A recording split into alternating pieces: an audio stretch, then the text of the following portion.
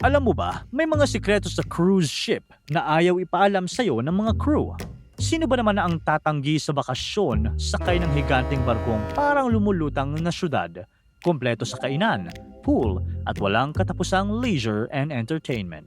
Pero ang hindi mo alam, sa likod ng mga ngiting iyon ng crew at kinang ng karagatan, may mga bagay na sila lang ang nakakaalam. At kapag nalaman mo, sigurado magugulat ka. Number 5. Beware of bacteria. Sa cruise ship, halos lahat ng inaasahan mo base sa mga litrato ay totoo. Mula sa magagarang facilities at accommodations hanggang sa mga masasayang events at relaxing ambience. Habang naglalakad ka, mararamdaman mo ang malamig na hangin. Makikita mo ang kintab ng sahig at maaamoy mo ang pagkain na parang nasa isang 5-star hotel ka sa gitna ng dagat. Pero may isang bagay na hindi nila sinasama sa mga brochure, ang mga bacteria na tahimik ding nakikisakay kasama mo. Andun sila, tahimik na naghihintay ng maling galaw, maling temperature o maling hawak mo, lalo na kung hindi ka mahilig mag-sanitize. Naku! At kapag nagkamali ka, ayun na. Hello, sakit ng tiyan, lagnat, pagsusuka o yung pinakaayaw ng lahat, ang outbreak. Sa buffet pa lang, nandun na ang tensyon. Mainit ang ilaw, malamig ang trays, saka may mga tao na paikot-ikot na parang may karera sa paghahanap ng worth it na pagkain. Pero sa likod ng lahat ng kasiyahan sa dining, may isang malaking problema. Palit ng plato, lipat ng ulam, bukas ng takip. At doon nagsisimula ang tunay na giyera, humans versus bacteria. Kapag hindi sapat ang init ng sopas o ng ulam at kulang naman sa lamig ang salad, halimbawa, pumapasok ang tinatawag na danger zone. Sa food safety, ang danger zone ay kapag ang pagkain ay naiwan ng matagal sa temperatura sa pagitan ng 4 degrees Celsius at 60 degrees Celsius o 40 degrees Fahrenheit at 140 degrees Fahrenheit.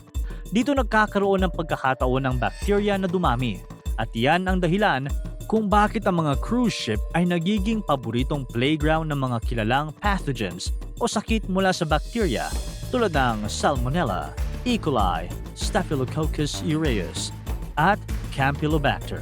At syempre, nariyan ang hari ng lahat, ang norovirus. Ang virus na nagdudulot ng matinding pagsusuka, diarrhea, lagnat, at pananakit ng tiyan. Ito ang virus na kaya magpabagsak ng buong barko na parang domino effect. Mas magiging delikado ring kumain ng raw food tulad ng oysters, sushi, steak tartare. Lahat ng yan kailangan ihain ng sobrang fresh, malamig at malinis ang paghawak. Pero tandaan, nasa gitna ka ng dagat, kaya hindi maiiwasan ang ganitong kondisyon. Yung mga condiments na paulit-ulit hinahawakan, yung pump ng ketchup, yung spoon sa cheese sauce, yung tongs sa tinapay. Para silang na handshake ng libu-libong kamay, isang passenger lang na hindi naghugas ng kamay pagkatapos mag-CR, sapat na para magka-chain reaction. Kaya ang mga veteran cruiser may sariling instinct. Hindi sila masyadong lumapit sa pagkain na matagal nang nakabukas. Pinipili nila ang bagong luto, yung dumating pa lang sa counter, umuusok pa, sariwang hain. Hindi sila maarte. Alam lang nila na sa dagat ang pinakamalupit na kaaway hindi bagyo, kundi ang mga microscopic na pathogens. Tapos may isa pang sikreto ng mga cruise ship na bihirang pag-usapan, ang tubig. May filtration at testing naman sila. Kaya lang sa malalaking barko, ang plumbing mismo ang maaaring maging problema. Kapag hindi malinis ang pipes o may bacteria na nakahanap ng tagong sulok, pwedeng kumalat ang Legionella, isang bacteria na nagdudulot ng Legionnaire's disease, sakit na nagdudulot ng ubo, lagnat, pagkahingal, at komplikasyon sa baga. Ang pinaka-tricky dito, hindi mo ito makikita. Maaari itong magtago sa showerhead, naghihintay na ma-inhale mo ang maliliit na droplets mula sa tubig. Hindi ito para takutin ka, ha? Reminder lang na ingatan ng kalusugan para iwas aberya sa karagatan. Number 4. Rooms for the dead. Kapag may namatay sa dagat, saan nga ba nila nilalagay ang bangkay?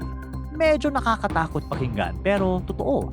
Kahit gaano ka-fancy ang cruise ship, hindi ito pwedeng magpanggap na walang ganoong sitwasyon. Libo-libong tao ang sakay, iba't ibang edad, at ilang linggo ang biyahe. Natural lang na may emergency minsan, kasama na doon ang pinaka-nakakatakot at pinaka-nakakalungkot. At syempre, hindi pwedeng itapon sa dagat ang katawan.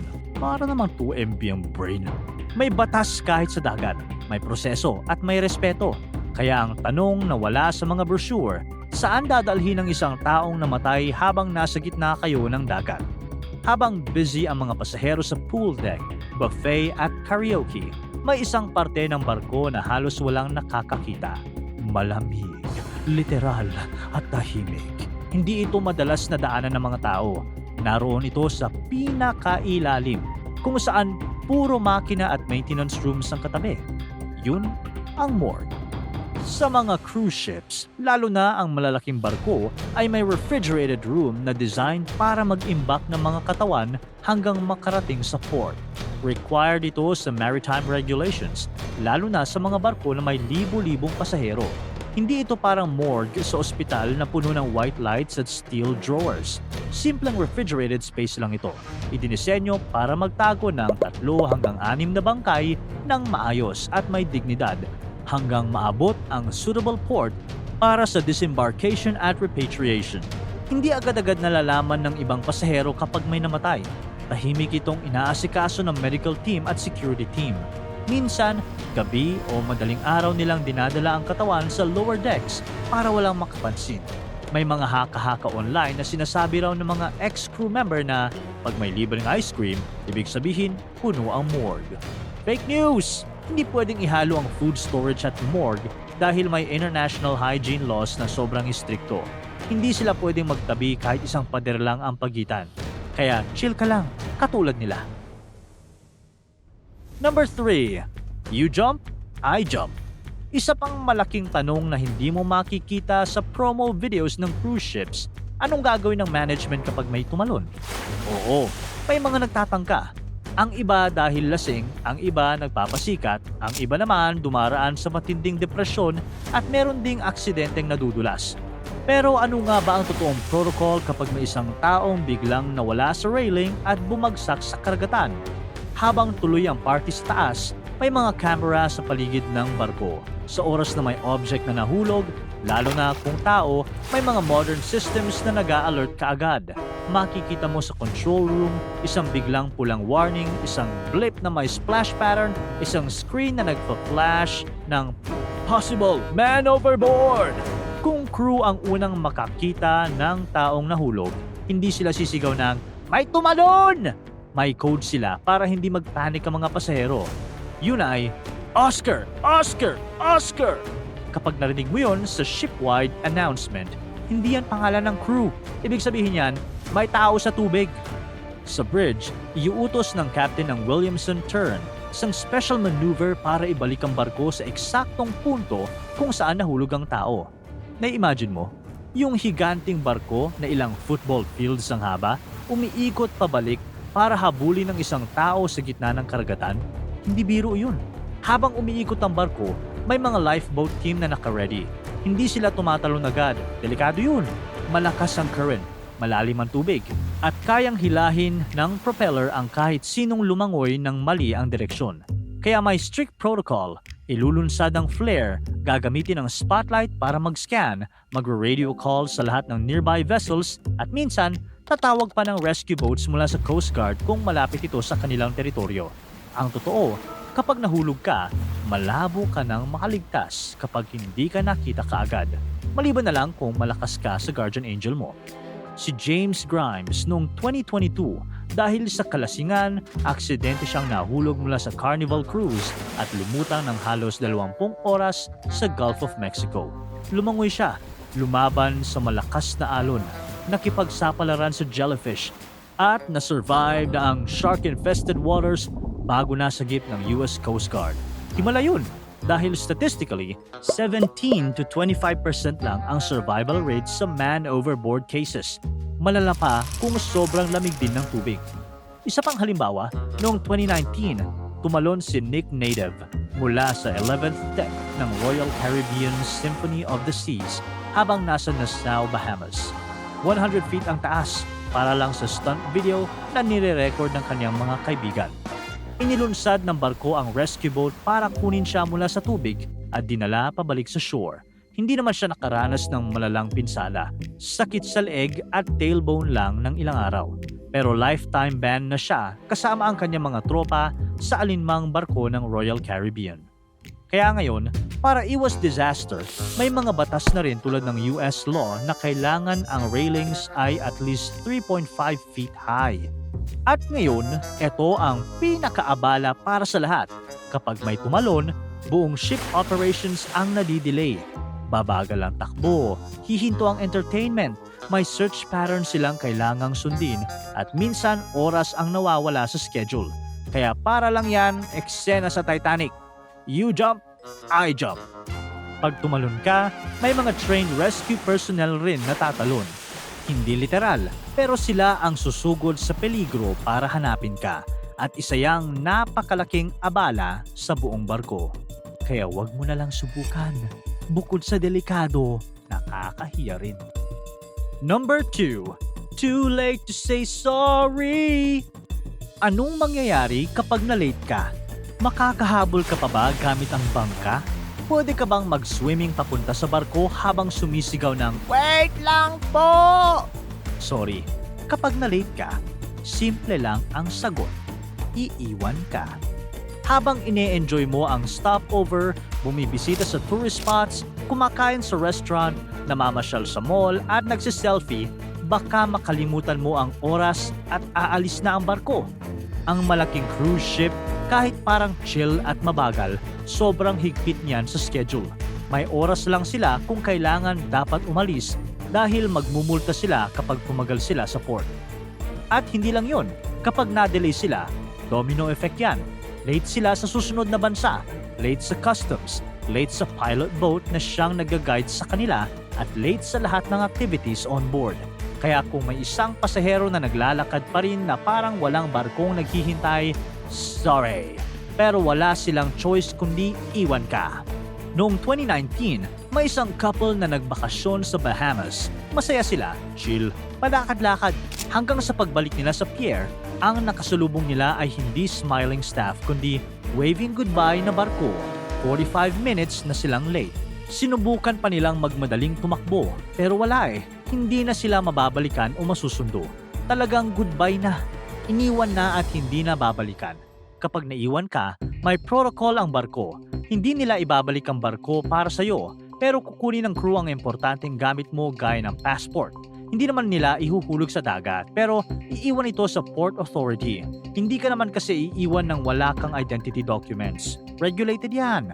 At doon magsisimula ang mas totoong abala para sa'yo. Ngayon, ikaw na ang bahalang humanap ng paraan para umabot sa next port. Plane ticket, hotel, transport, self-expense lahat ito. Maliban na lang kung na-late ka dahil sa cruise-sponsored excursion. Pag sa kanila ka sumama sa tour, sila ang may pananagutan. Pero kung solo lakwatsa mo, wala kang excuse. At kung huling port na pala yun bago umuwi ang barko sa main terminal, kagaya noong couple, uuwi ka na dudukot sa sarili mong bulsa. Kaya ang tip na hindi nila ina-announce pero dapat mong tandaan, dapat nakaset ang phone mo sa ship time, hindi sa local time. Minsan kasi iba ang oras ng bansa sa oras ng barko. Kahit isang oras lang ang pagkakaiba. Pag nagkamali ka, goodbye. Kaya huwag pa special sa barko kasi baka mag-special trip ka pabalik. Nakakahiya rin humabol sa mga bagay o taong hindi ka nababalikan. Number 1. Perfect spot. Saan ka nga ba dapat pumwesto sa barko? Hindi ito sinasabi ng cruise sa'yo. Siyempre, mas gusto nilang bilhin mo ang most expensive cabin with the best view. Pero alam mo ba, ang pinakakomportable na lugar para hindi ka mahilo, sumakit ang tiyan o mapagod sa alon ay hindi ang mga mamahaling kwarto na laging pinapakita sa brochures. Sa unang araw ng sakay, habang naglalakad ka sa hallway, maririnig mo ang iba't ibang reklamo na keso nahihilo sila, umiikot ang mundo at nasusuka. Madalas ang mga salitang yan nanggagaling sa mga guests na ang kwarto ay nasa pinakataas at pinakaharapan ng barko. Yung mga sosyal na kwarto na may malaking balcony and floor-to-ceiling windows, ang hindi nila alam, yun din ang pinakamadaling umalog sa dagat. Sa physics ng barko, simple lang ang rule. Habang mas mataas at mas malayo sa gitna ang kwarto mo, mas mararamdaman mo ang pag-ugoy, pag-angat, paglubog at pag-roll ng alon. Kasi ang center of gravity ng barko ay nasa gitna at mas mababang deck. Doon pinakamatatag ang galaw. Kaya kahit gaano pa ka-fancy ang suite mo, kahit tulad ng Regent Suite ng Seven Seas Splendor na umaabot sa $11,000 per night, kapag nasa taas at unahan ito, mas ramdam mo ang alon. At syempre, kahit may modern stabilizers ang barko, yung mga underwater fins para mabawasan ang pag-ugoy ng hanggang 90%, kulang pa rin ito para talagang maging stable ang galaw sa dagat. Kaya ang pinaka-stable, pinakatahimik at pinaka-hindi nakakahilo na spot sa buong barko ay midship, lower decks. Affordable na nga, perfect spot pa.